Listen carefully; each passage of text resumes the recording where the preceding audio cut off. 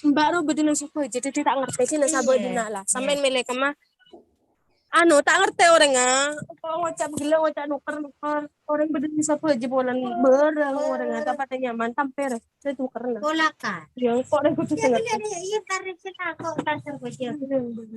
itu dia lah sokok tambah pingkok serojon cok norok pasar gue jadi tak tahu Ini banyak.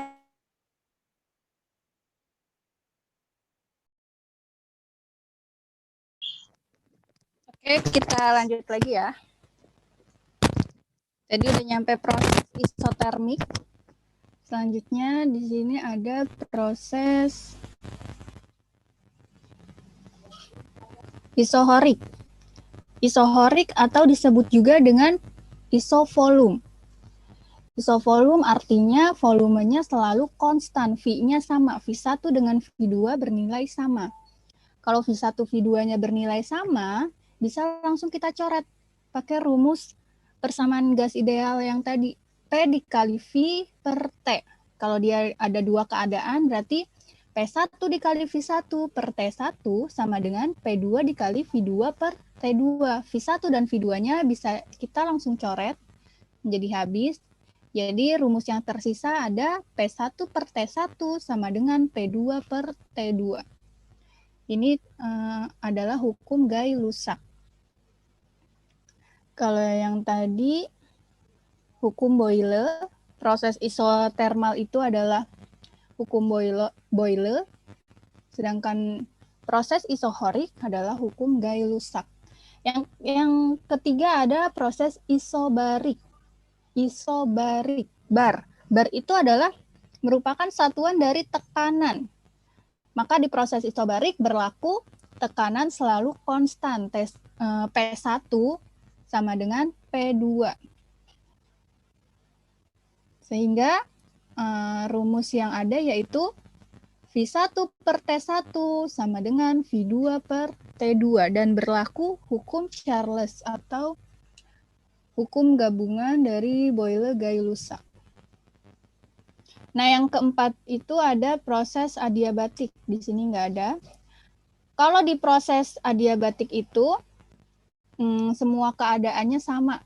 Artinya dia P-nya, P1, T, dan V-nya itu tidak sama dengan P2, T2, dan V2-nya.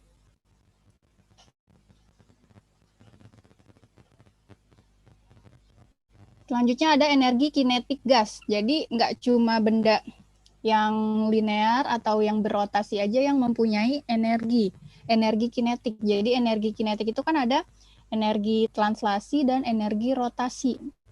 Nah, untuk partikel gas sendiri juga mempunyai energi kinetik. Rumusnya yaitu EK sama dengan 3/2 K dikali T. K-nya itu adalah konstanta atau tetapan Boltzmann yang nilainya sudah diketahui yaitu 1,38 dikali 10 pangkat min 23 Joule per Kelvin. Lalu T-nya itu adalah suhu mutlak gas. Satuannya Kelvin. Jadi untuk di termodinamika ini, suhunya itu harus diubah ke satuan Kelvin. Kalau yang tadi, kalau kalor itu masih boleh pakai derajat Celcius. Sementara untuk gas dan termodinamika, suhunya harus diubah semua ke dalam satuan Kelvin. Ini ada VRMS atau kecepatan rata-ratanya. Rumusnya akar 3K dikali K dikali T per MO atau massa partikelnya. Lalu bisa juga pakai akar 3 dikali R dikali T per M. M-nya ini adalah massa molaritas. Massa molaritas partikelnya. R-nya ini adalah tetapan gas. T-nya adalah suhu. Atau rumus yang ketiga pakai akar 3P per Rho. P-nya adalah tekanan gasnya. Rho-nya itu adalah massa jenis gasnya.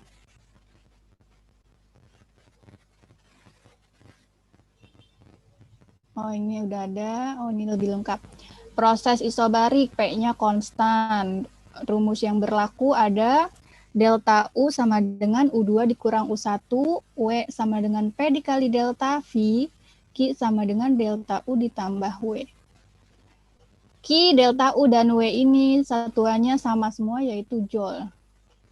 Delta U itu adalah perubahan energi dalam. W-nya adalah usaha atau kerja, Q-nya adalah kalor. Isohorik, V-nya yang konstan, W-nya sama dengan 0. Berarti Q sama dengan, atau yang tadi di atas, nih, Q sama dengan delta U ditambah W. Karena W-nya 0, maka Q sama dengan delta U. Proses isotermik, T-nya konstan. Berlaku rumus delta U-nya sama dengan 0.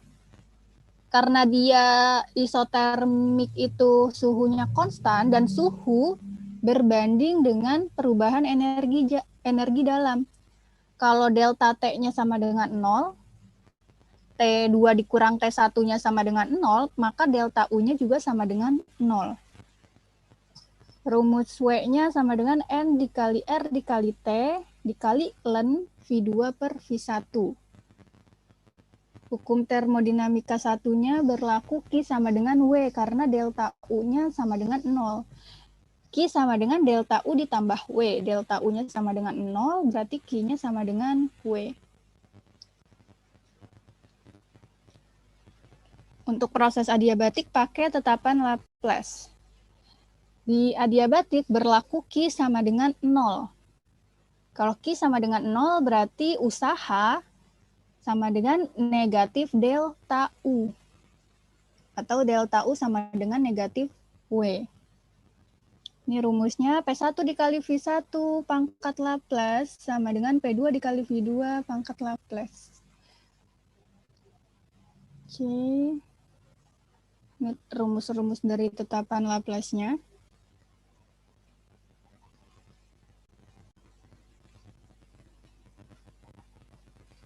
Lalu hukum termodinamika 2 tentang mesin kalor atau panas.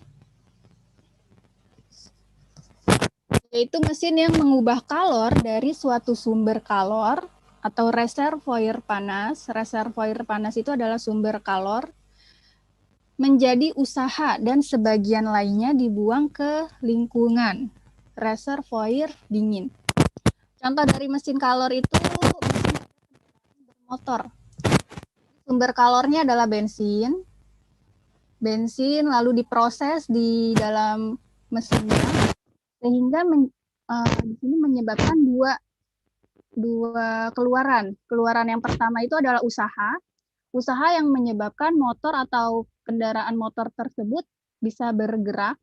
Dan Q2 di sini adalah polusinya, asapnya, reservoir dinginnya. Jadi sebagian lagi menjadi usaha, sebagian lagi dibuang ke lingkungan, yaitu reservoir dingin. Penerapannya seperti itu. Rumus dari hukum termodinamika 2 ada Q1 sama dengan W ditambah Q2. Sehingga W-nya sama dengan Q1 dikurang Q2.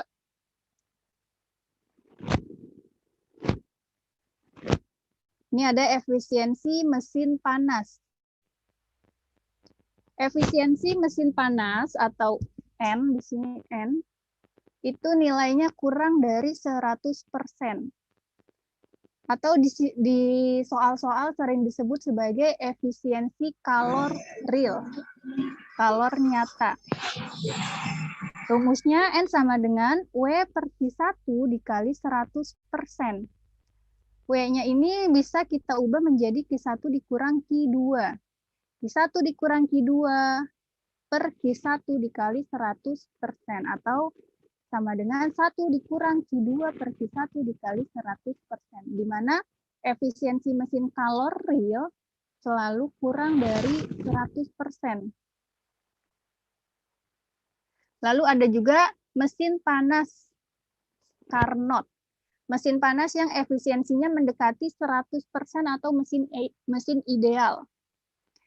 Mesin panas Carnot ini sering disebut juga sebagai mesin Carnot ideal atau mesin Carnot teoritis. Jadi dia besarnya lebih dari mesin kalor yang real, yang tadi efisiensi mesin kalor yang kurang dari 100%. Di sini Q2 per Q1 sama dengan T2 per T1, atau dibalik juga bisa Q1 per Q2 sama dengan T1 per T2. Efisiensi mesin Carnot memakai suhu. Kalau tadi memakai kalor, kalau efisiensi mesin Carnot itu memakai suhu. Jadi N-nya sama dengan 1 dikurang T2 per T1 dikali 100%.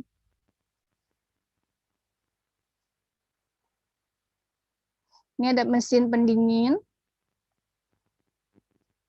Mesin pendingin dia prinsipnya sama kayak mesin kalor atau mesin panas, tetapi dia kebalikannya. Jadi dari usaha atau kerja dan ada Q2 reservoir dinginnya masuk ke dalam mesin dingin, dan yang dikeluarkan adalah reservoir panas. Mesin yang menggunakan usaha untuk membuang kalor dari lingkungan dalam ke lingkungan luar. Contohnya itu kalau mesin dingin kayak kulkas, kayak AC kan gitu. Jadi usaha atau kerjanya itu dari suhu ruangan tetap, suhu yang ada di ruangan yang tetap, lalu dimasukkan ke mesin pendingin,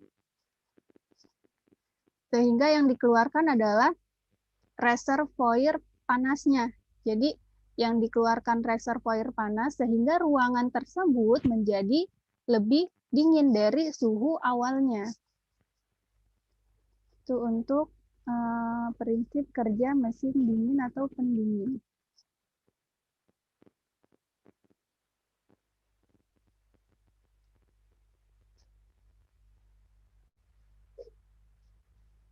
Kalau koefisien mesin dingin dia pakai Kp bukan N. Kp sama dengan T2 per T1 dikurang T2. Oke, kita langsung bahas soal aja ya dari nomor 1. Coba.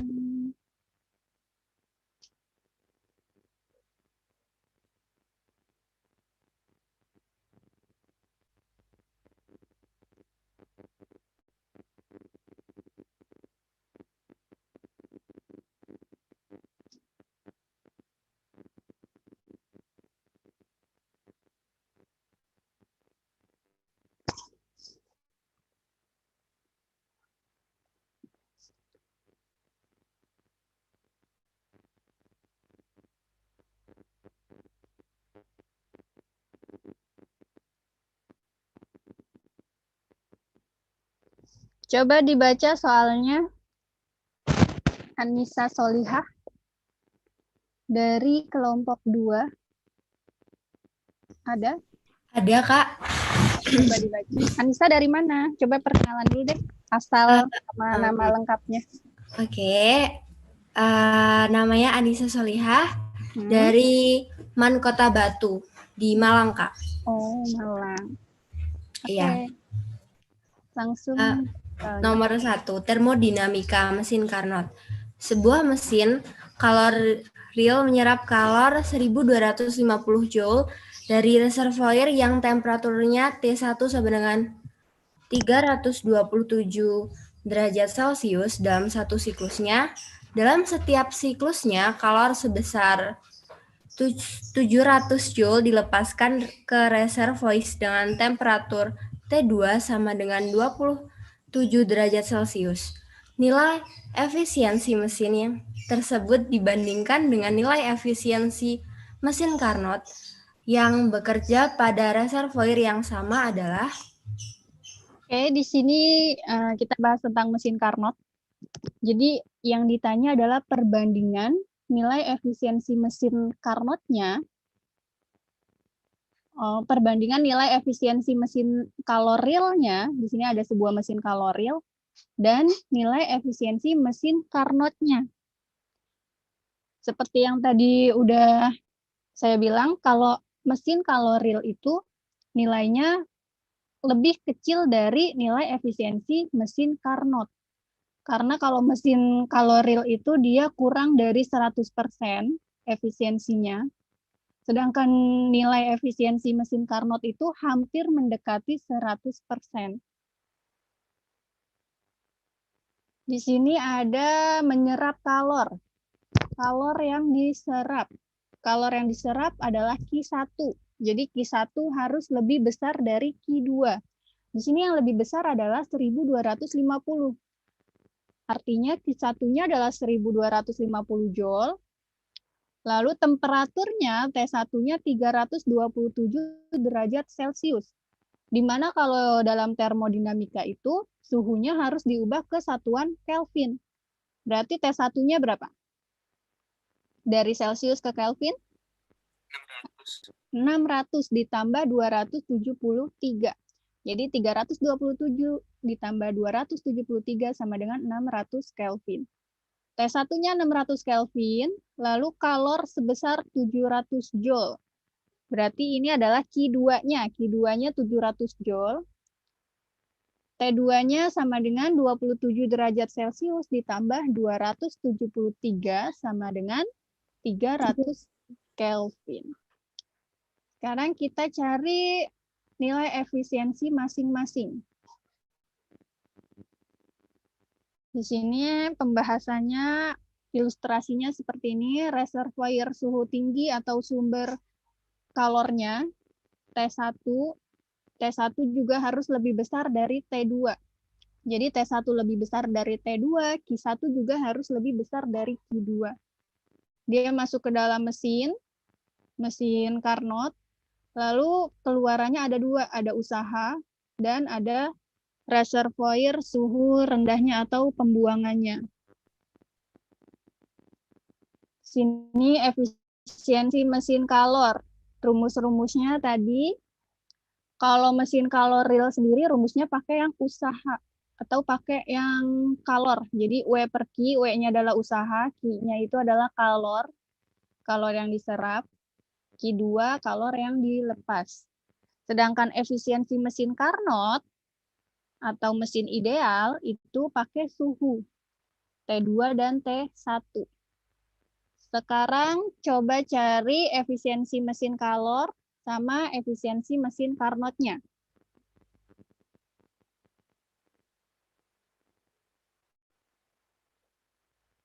Tadi Q2-nya adalah 700, Q1-nya adalah 1250. Berarti efisiensinya berapa persen?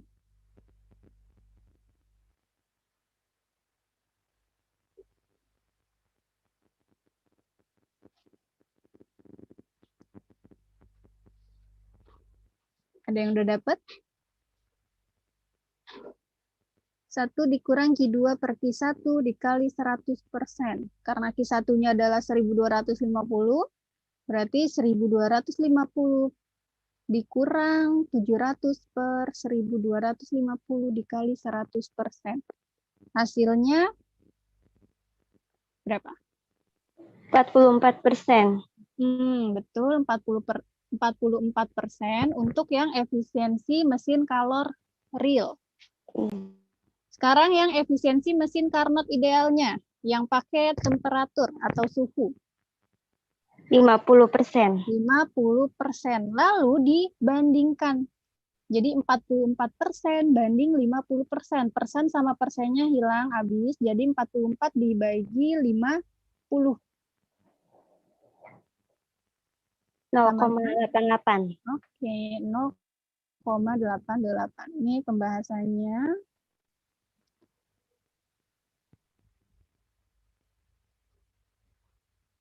Sini rumus dari efisiensi mesin kaloril.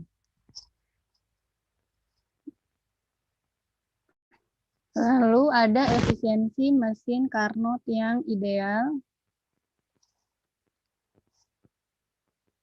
Didapat,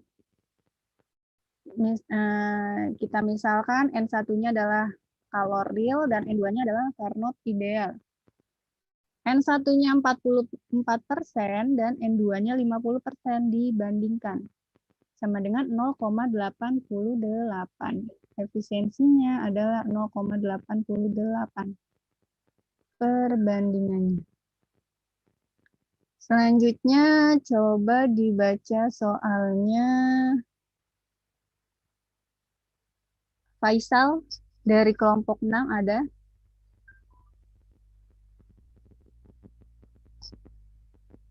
Maaf Kak. Iya. Itu tadi 44%-nya sama 50%-nya itu dibagi ya, jadi hasil Iya. 0,8. Jadi dibagikan, yang ditanya adalah perbandingannya.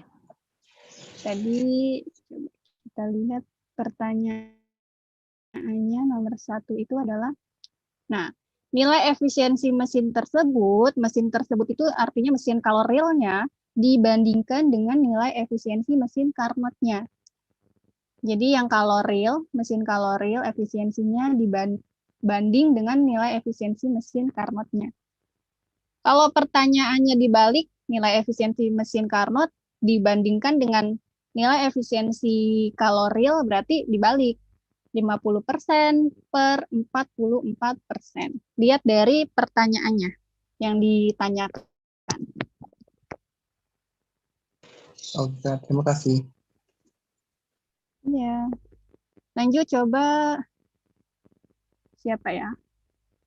Kelompok 12 Sidik ada.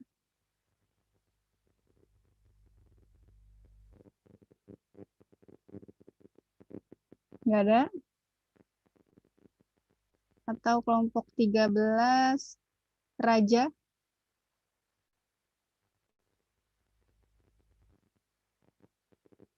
Nggak ada juga. Kelompok 7 Panca. Saya Kak. Coba dibaca soal nomor 2. Panca dari mana, Panca? Saya dari Kota Bogor, Jawa Barat. Oh, oke.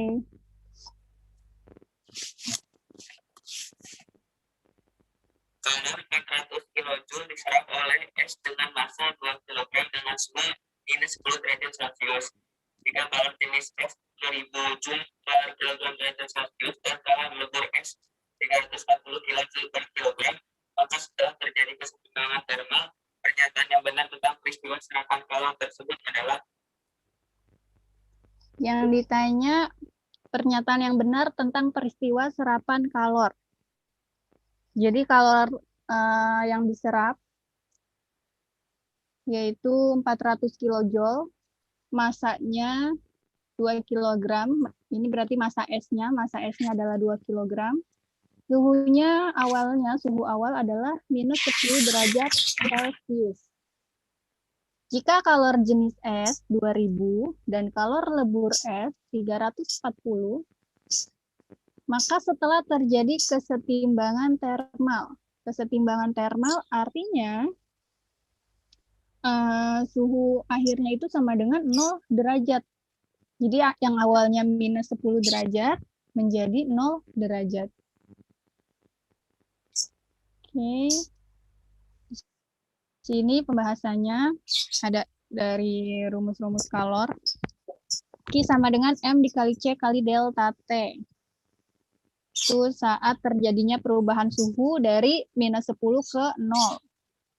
Lalu ada Q sama dengan M dikali L, yaitu saat perubahan wujud dari es menjadi cair. Atau di sini ada kalor lebur esnya, berarti dia ada perubahan wujud melebur. Asas Black dilepas sama dengan Q terima.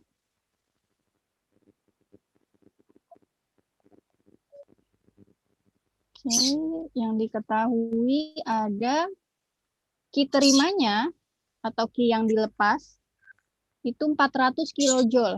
Kita ubah menjadi joule menjadi 400.000 joule karena 1 kilo adalah 1000. Lalu ada massa es sama dengan 2 kg dan ada suhu awal, suhu mula-mulanya minus 10 derajat Celcius.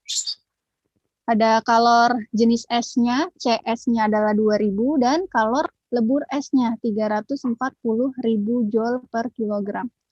Yang ditanya pernyataan yang benar ketika suhu setimbang.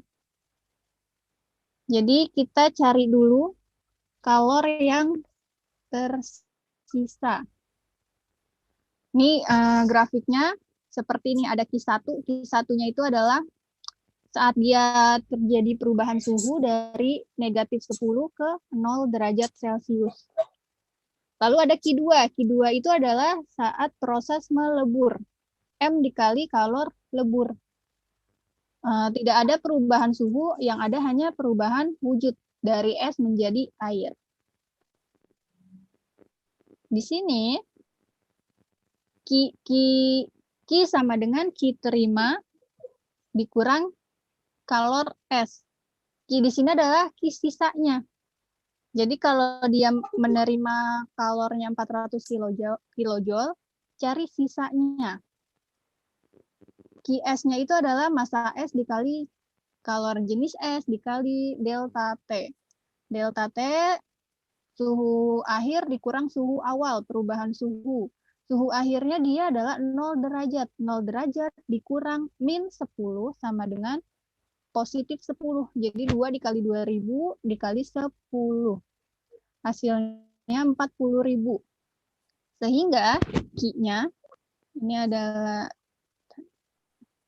kalor yang tersisanya itu ada 360.000 Joule atau 360 kilojoule. Lalu kita cari kalor leburnya. Kalor lebur es sama dengan massa es dikali kalor lebur.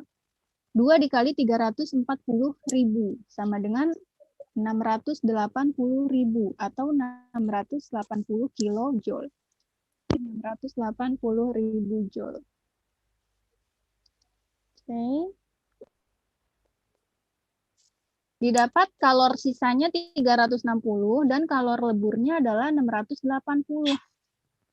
Sehingga bisa disimpulkan kalau kalornya itu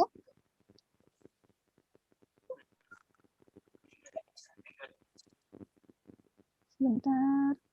Oke. Kalor yang tersisa nilainya lebih kecil dari kalor lebur esnya. 360 kilojoule lebih kecil dari 680 kilojoule. Artinya, kalau dia lebih kecil berarti esnya tidak semuanya mencair. Esnya tidak semua mencair, masih ada es yang tersisa. Sehingga tadi di sini, nah, jika sebagian es melebur, T akhirnya sama dengan 0 derajat Celcius.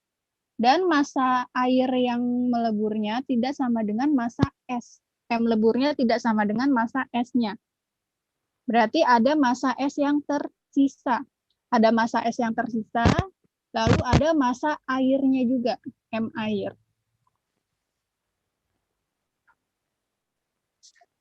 Kita cari massa airnya. Massa air yang tersisa dan massa leburnya. Nah, di sini kesimpulannya karena kalor yang tersisa lebih kecil dari kalor lebur yang diperlukan agar es dapat melebur seluruhnya, maka es tidak seluruhnya mencair. Artinya ada es yang masih tersisa, lalu ada es yang sudah berubah wujud menjadi air. Kita cari massa lebur sama massa es sisanya. Massa lebur bisa didapat dengan cara Q sama dengan M lebur dikali kalor leburnya. Ini karena semuanya pakai kilojoule, jadi kita nggak usah ganti. Ini juga kilojoule. 360 kilojoule per 340 kilojoule sama dengan 1,06 kilogram. Ini adalah massa leburnya. Massa leburnya 1,06 kilogram Berarti massa S sisanya yaitu massa S mula-mula dikurang massa leburnya, M leburnya. Sehingga hasilnya adalah MS sisanya, massa S sisanya yaitu 0,94 kg.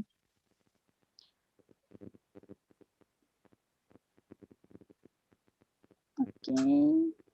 Massa air yang terbentuk lebih besar daripada massa es yang tersisa. Nah, M leburnya ini adalah massa air yang terbentuk.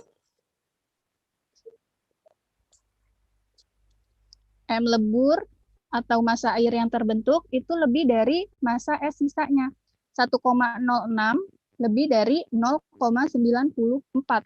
Sehingga pernyataan yang benar adalah massa air yang terbentuk lebih besar daripada massa es yang tersisa.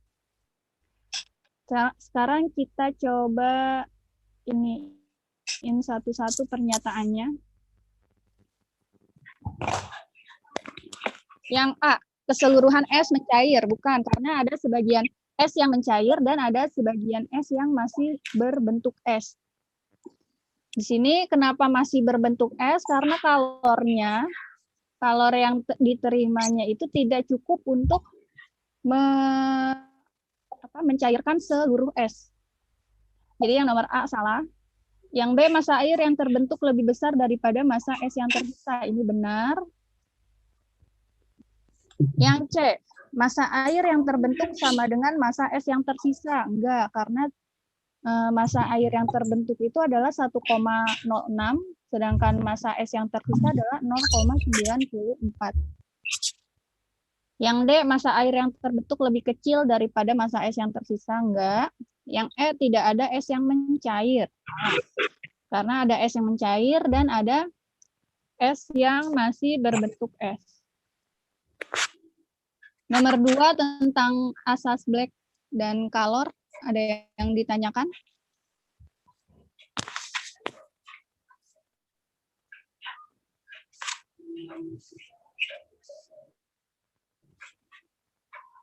Enggak ada? Belum, Kak. Alhamdulillah. Lanjut nih, yang proses isotermal. Sebenarnya dari grafik juga udah bisa dicari ini.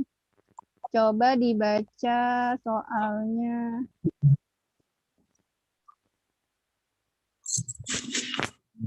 Siapa ya? Gas argon dapat dianggap sebagai gas ideal. Ini gas itu mempunyai energi dalam EI dan temperatur TI. Gas tersebut mengalami proses dengan melakukan usaha Baca melepaskan lagi energi Panca. senilai Q.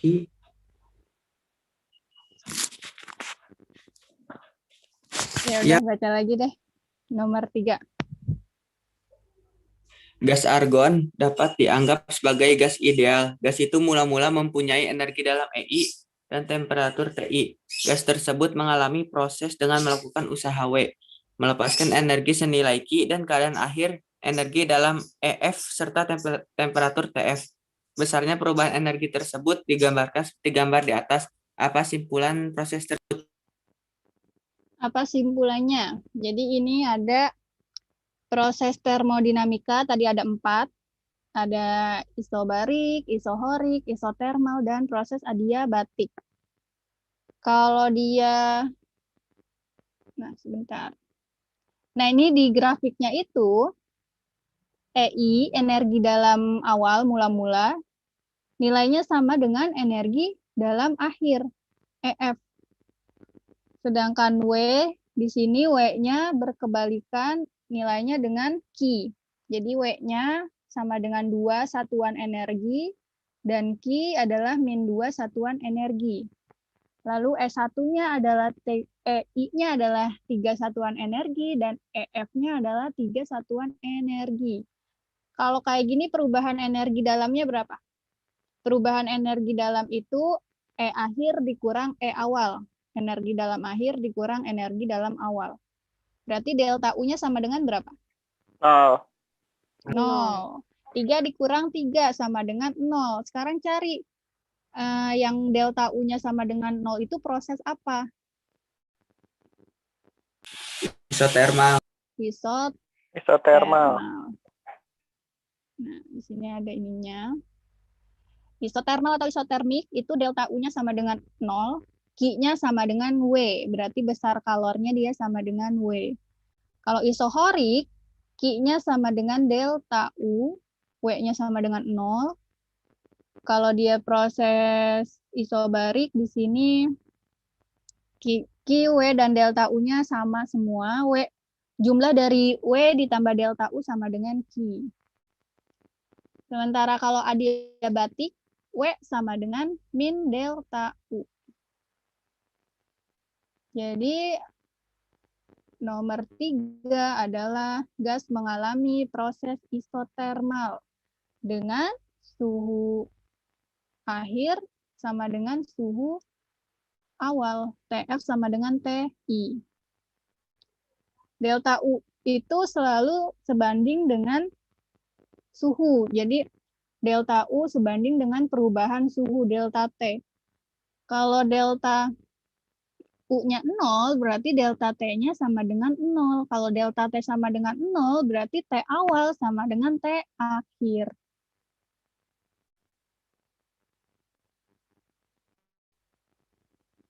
Ini penjelasannya. Sekarang nomor 4. Coba dibaca Safina. Safina ada? Atau Adisti, kelompok 1? Ada, Kak. Dibaca Adisti. Dalam satu siklusnya, sebuah mesin ril menyerap kalor dari reservoir T1 sebanyak 3.000 Joule dan melakukan kerja sebesar 300 Joule. Sisa kalornya dibuang ke reservoir yang lebih dingin T2. Pernyataan yang benar di bawah ini adalah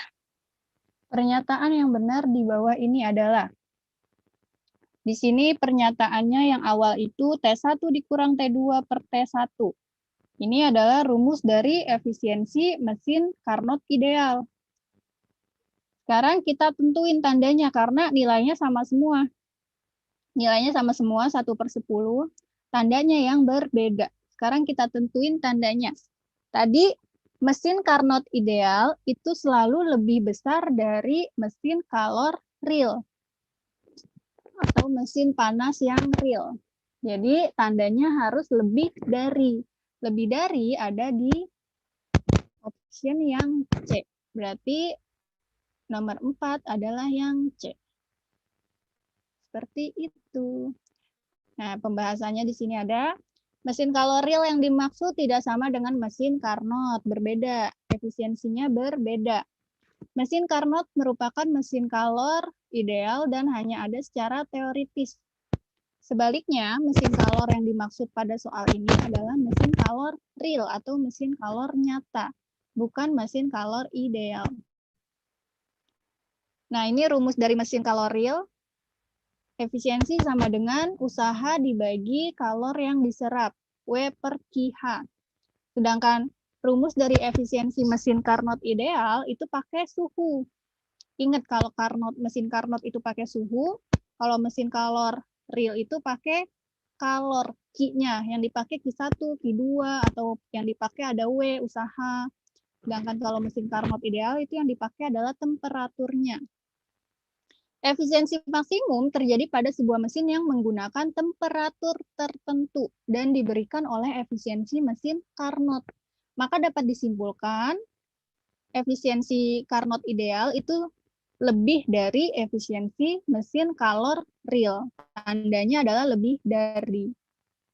Di sini 1 dikurang T2 per T1 lebih dari W. T1 min T2 per T1 lebih dari W per QH. W-nya itu adalah berapa nih? 300 ya. 300 Joule. QH-nya itu kalor yang diserap itu adalah 3.000 Joule. Sehingga bisa disederhanakan sama-sama dibagi 100 jadi 1/10. Jawabannya adalah yang C. Nomor 4 ada yang mau ditanyakan?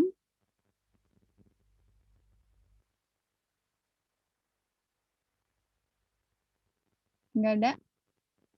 Tidak, Kak. Tidak, Kak. Oke, lanjut nomor 5.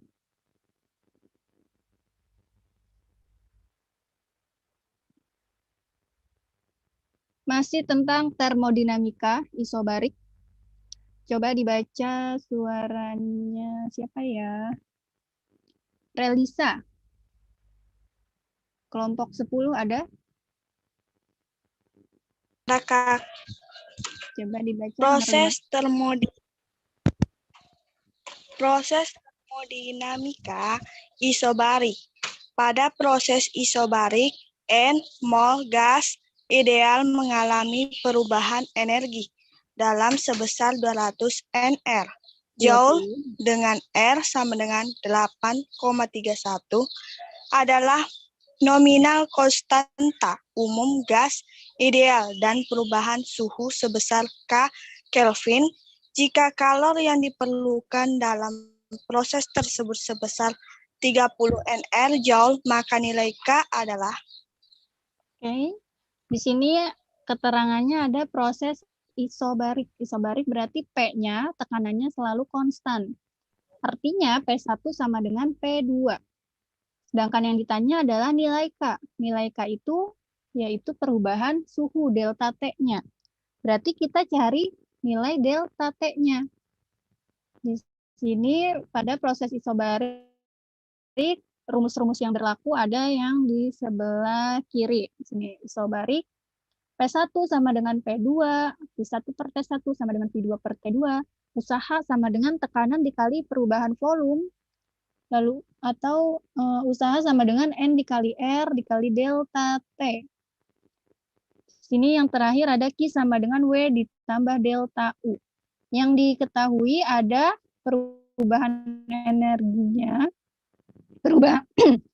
perubahan energi dalamnya, yaitu 20 nR, lalu ada konstanta umum gasnya 8,31, dan ada kalornya, Q-nya, yaitu 30 nR Joule. Berarti yang diketahui ada delta U, R, dan Q. Kalau mau mencari delta T-nya, kita harus cari W-nya dulu.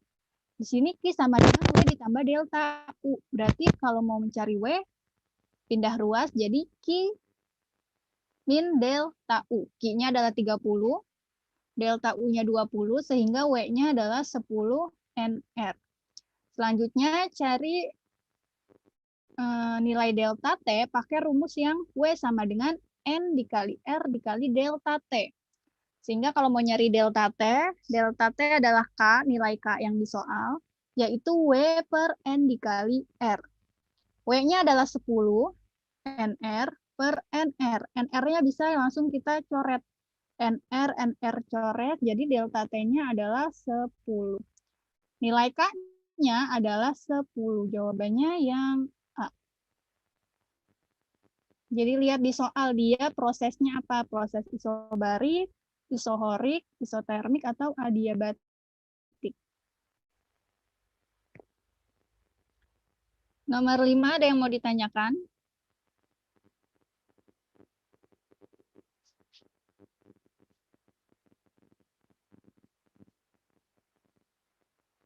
Enggak ada?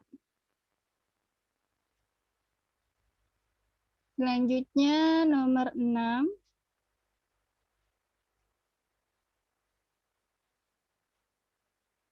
Coba dibaca Rizdiansyah Imam Maulana, kelompok 11. Oke. Sebuah semprotan nyamuk tersusun atas pipa vertikal yang tercelup dalam cairan anti nyamuk Rho dan pipa horizontal yang terhubung dengan piston. Panjang bagian pipa vertikal yang berada di atas cairan adalah L dengan luas penampang A. Dibutuhkan kecepatan minimum aliran udara yang keluar dari pipa horizontal sebesar V agar cairan anti nyamuk dapat keluar dari pipa vertikal. Jika penyemprot rusak sehingga kecepatan aliran udara yang keluar berubah menjadi V aksen sama dengan 0,6 V, maka cairan yang masih bisa digunakan harus memiliki massa jenis Rho aksen sebesar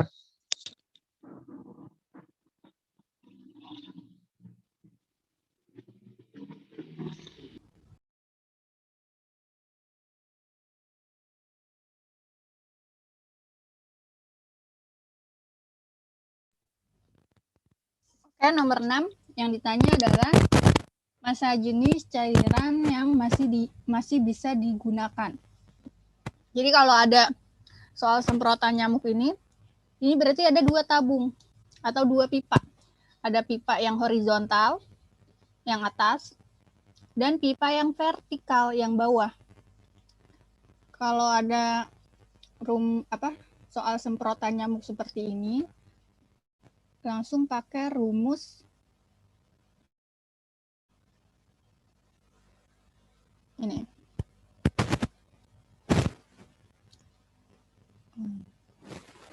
V sama dengan akar dari 2 dikali rho dikali G dikali L per rho U. Rho U itu adalah massa jenis udaranya.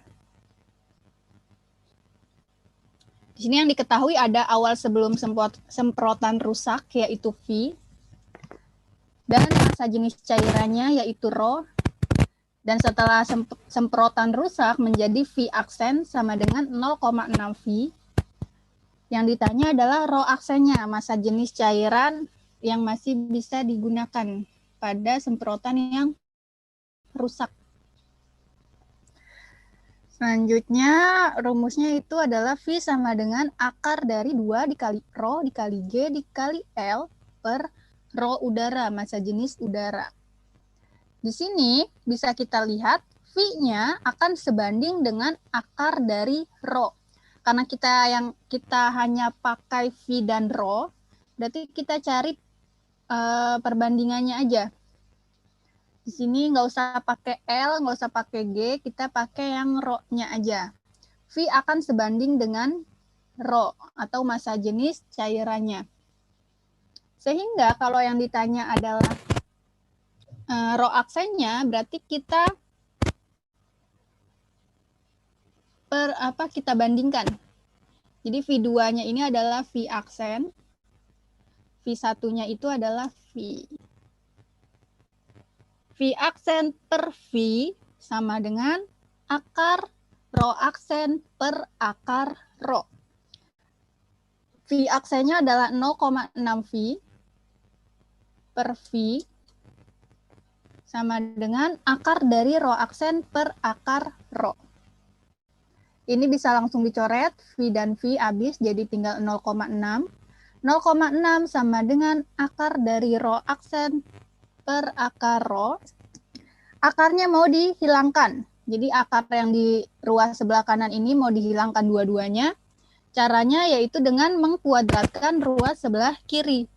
Jadi 0,6 dikuadratkan, lalu akar yang di sebelah kanan hilang. 0,6 kuadrat sama dengan rho aksen per rho. 0,6 itu adalah 0,6 kuadrat itu nilainya atau hasilnya adalah 0,36 sama dengan rho aksen per rho. Sehingga rho aksennya adalah rho-nya yang di sebelah kanan pindah, yang tadinya di bawah jadi di atas. 0,36 dikali rho. Jadi rho aksennya sama dengan 0,36 rho. Jawabannya yang D.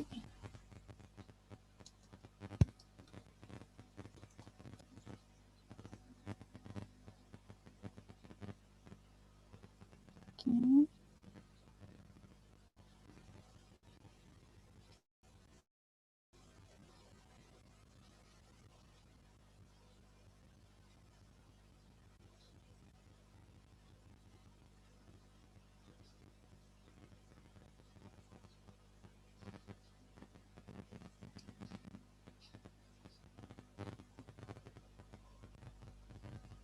Untuk yang nomor 7, 8, 9, 10 nanti dibuatin pembahasannya. Udah ada tapi belum sempat diketik aja.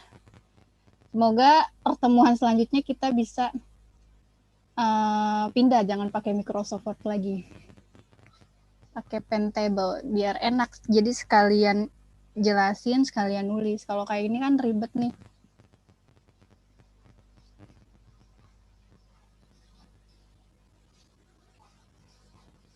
Coba, karena ini belum ada pembahasannya, kita bahas yang kemarin aja. Berapa soal yang kemarin? Sebentar. Hmm.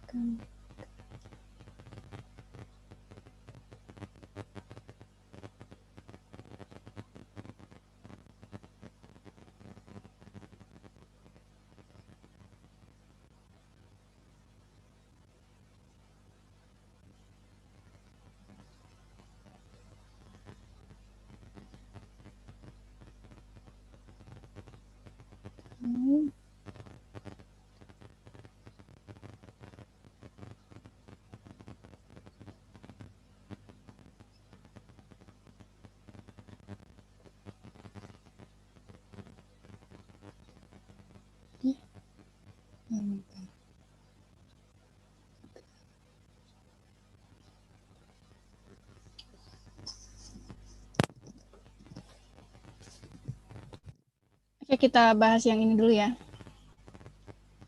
Karena tadi mulainya jam 9:10, berarti ini kita tambahin waktunya selesai jam 10:40. Masih ada 10 menit lagi.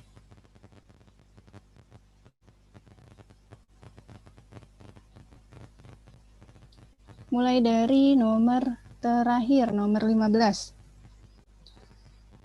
Coba dibaca soalnya, Karina.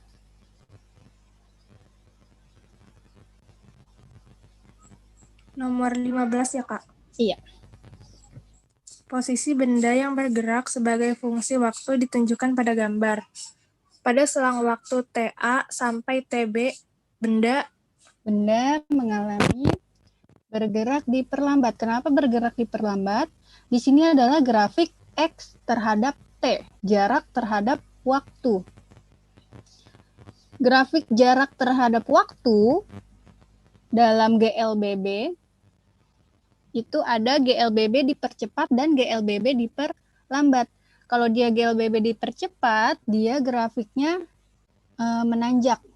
Menanjaknya seperti ini, yang warna merah. Lalu yang kalau dia GLBB diperlambat, dia grafiknya yang seperti warna biru. Ini untuk bergerak, benda bergerak maju. Kalau benda bergerak mundur, artinya kita refleksikan atau kita cerminkan terhadap sumbu T-nya, terhadap waktunya. Berarti kalau dia dipercepat, lalu bergerak mundur, grafiknya akan ke bawah melengkung seperti 1/4 lingkaran. Lalu kalau misalnya dia GLBB diperlambat lalu bergerak mundur, berarti dicerminkan juga. Dicerminkan, maka akan sama seperti grafik TA ke TB. TA ke TB ini adalah GLBB diperlambat dengan benda bergerak mundur. Jadi pernyataan yang benar yaitu pada selang waktu TA sampai TB, benda bergerak diperlambat. Lalu sekarang kita baca grafiknya coba. Lalu saat dia di TB, itu benda diam sebentar. Jadi TA ke TB diperlambat, lalu benda berhenti di TB. Lalu TB ke TC, bendanya bergerak dipercepat. TC ke TD, dia adalah GLB. GLB atau tidak ada kemiringannya. Kemiringannya atau gradiennya itu tidak ada. Kalau ini kan ada gradiennya atau kemiringannya. Sedangkan TC ke TD, ini adalah gerak lurus beraturan. GLB. Dia GLB sama seperti TD ke TE. Dia juga merupakan gerak lurus beraturan. Tidak ada kemiringan atau sisi lengkungnya. Seperti itu. Untuk nomor 15. Ada yang mau ditanyakan nomor 15?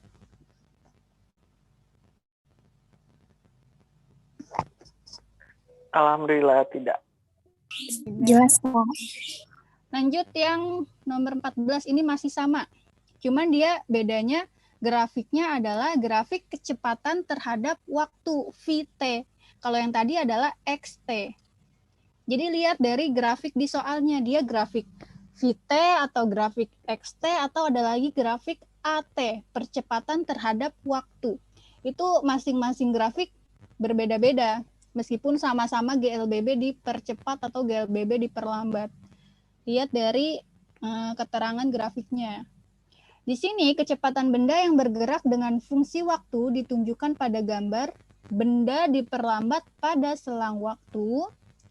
Benda diperlambat pada selang waktu TA sampai dengan TB. Penjelasannya adalah pada saat TA kecepatan benda bernilai negatif. Di sini TA-nya bernilai negatif, iya, karena dia di bawah dari sumbu T. Sumbu T-nya ini yang horizontal. Kalau dia di bawah berarti dia nilainya negatif. Kalau di atas nilainya positif. TA di sini adalah titik potongnya, yaitu bernilai negatif. Sedangkan TB dia sama dengan 0.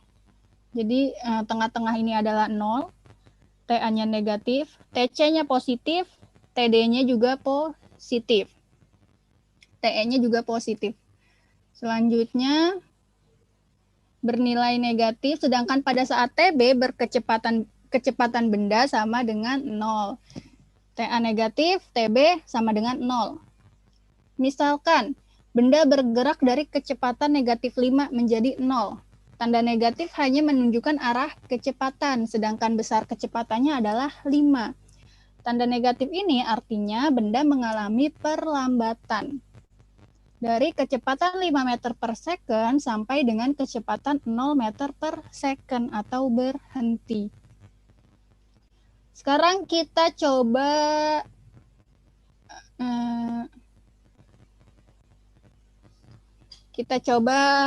bahas dari grafiknya. Tadi TA ke TB adalah benda diperlambat atau GLBB diperlambat. Sedangkan TB ke TC yang awalnya V-nya sama dengan 0 menjadi V-nya positif, dia mengalami GLBB dipercepat. Sama dengan TC ke TD. TC ke TD juga dia bergerak dipercepat. Lalu TD ke TE. Kalau TD ke TE itu apa? Percepatannya konstan. Kalau percepatan konstan itu sama dengan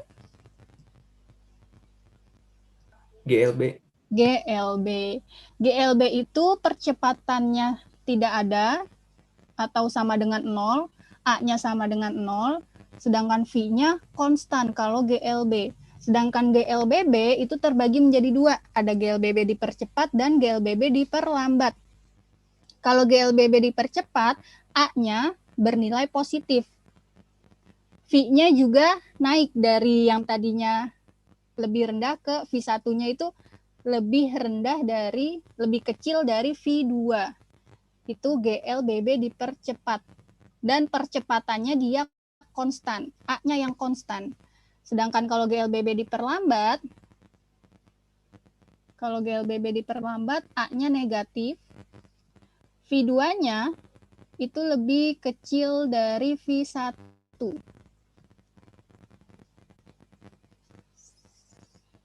Selanjutnya,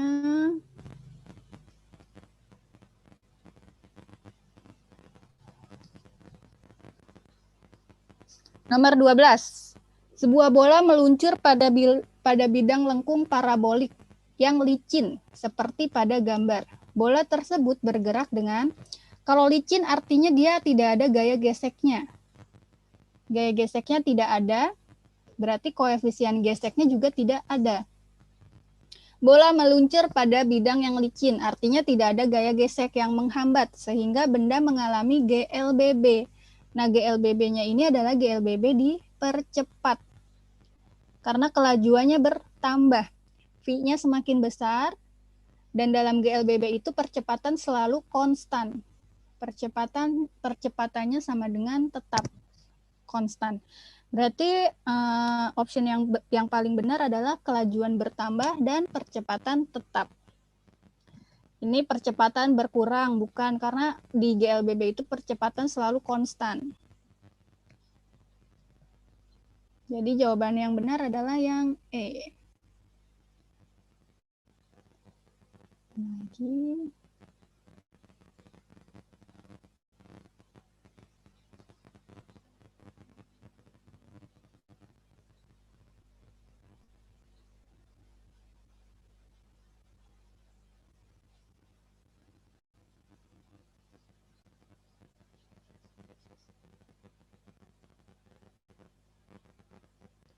Terakhir, satu nomor lagi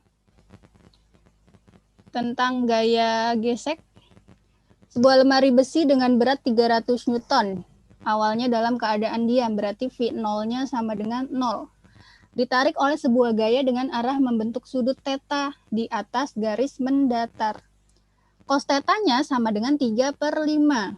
Apabila koefisien gesek statis dan kinetis antara lemari besi dan lantai berturut-turut adalah 0,5 dan 0,4, gaya gesek kinetis yang bekerja pada lemari besi adalah 72 Newton. Dan G-nya, percepatan gravitasinya sama dengan 10 meter per second kuadrat. Maka yang ditanyakan adalah percepatannya dan gaya tariknya, gaya yang menariknya. Di sini yang diketahui ada cos theta sama dengan 3/5. Cos itu adalah kosami, samping per miring. 3/5. Yang ditanya adalah percepatannya. Percepatan itu adalah A dan gayanya itu adalah F. Jadi cari percepatannya pakai rumus sigma F sama dengan M dikali A. Sigma F-nya itu F cos theta dikurang FK-nya, gaya gesek kinetisnya. Gaya gesek kinetis, FK-nya 72 Newton. Lalu F cos theta-nya itu adalah 90. Masanya adalah 30 kg, berarti A-nya adalah 18/30. 18/30, oh ada A, B, dan C. Berarti kita harus cari F-nya. F-nya itu N ditambah F sin theta sama dengan W. W itu adalah gaya beratnya, M dikali G. 30 dikali 10 kg. N-nya adalah 180 Newton. Dapat dari gaya gesek sama dengan mu K dikali N. Mu K-nya adalah 0,4. Gaya gesek kinetisnya 72, berarti N-nya 72 dikali 0,4. Atau 72 dibagi 0,4, salah. 72 dibagi 0,4 adalah 180 Newton. Lalu masukkan ke 180 Newton ditambah F sin theta. Kalau cos theta-nya 3/5, berarti sin theta-nya adalah 4/5. Sin itu adalah depan per miring. Depannya 4. Ini pakai teorema Pythagoras. Lalu miringnya adalah 5, berarti 4/5. F dikali 4/5 sama dengan W-nya 30 dikali 10, yaitu 300. Sehingga F-nya sama dengan 300 dikurang 180, yaitu 120. 120 dikali 5 dibagi 4. Yaitu 600 dibagi 4 sama dengan 150 Newton. Berarti percepatannya 0,6 dan gaya tariknya adalah 150 Newton.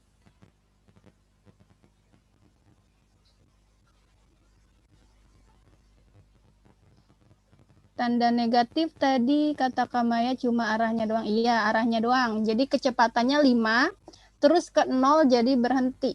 Iya, diperlambat.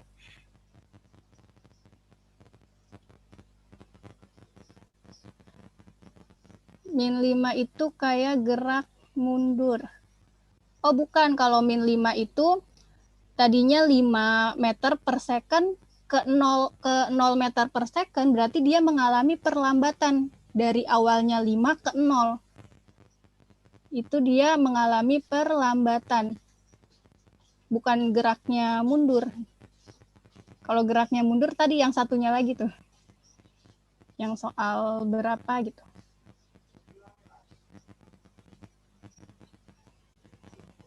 Jadi kalau yang tadi ini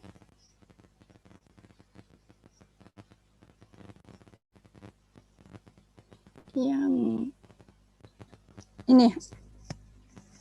Nah, ini kita misalkan TA-nya adalah min 5. TB-nya adalah 0. TC-nya adalah plus 5. 5 juga. Jadi besar TA sama TC ini sama, cuman tandanya aja yang berbeda.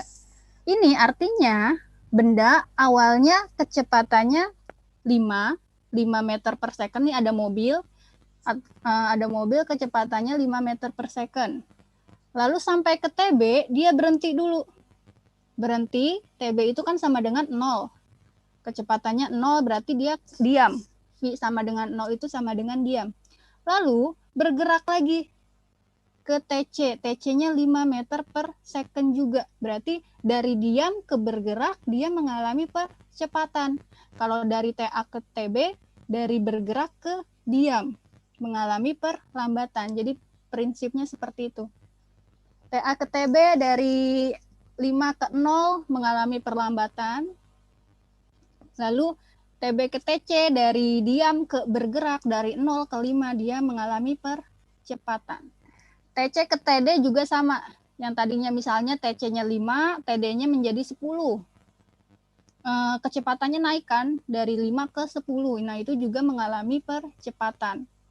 TD ke TE, dia kecepatannya sama. Berarti gerak lurus beraturan GLB, kecepatannya konstan.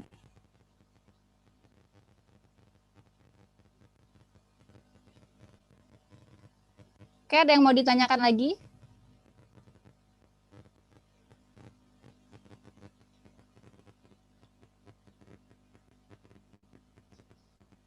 Ada yang mau ditanyakan lagi? Kalau tidak ada yang ditanyakan, kita cukupkan dulu hari ini. Nanti materinya di-share ke Kak Roni. Atau nanti lihat aja di silabus. Nanti Kamaya taruh di situ di silabus. Kalau nggak ada yang ditanyakan, kita cukupkan dulu untuk hari ini. Kurang lebihnya mohon maaf. Assalamualaikum warahmatullahi wabarakatuh. Waalaikumsalam. Masih ke program. Nah, Izin lab. Iya.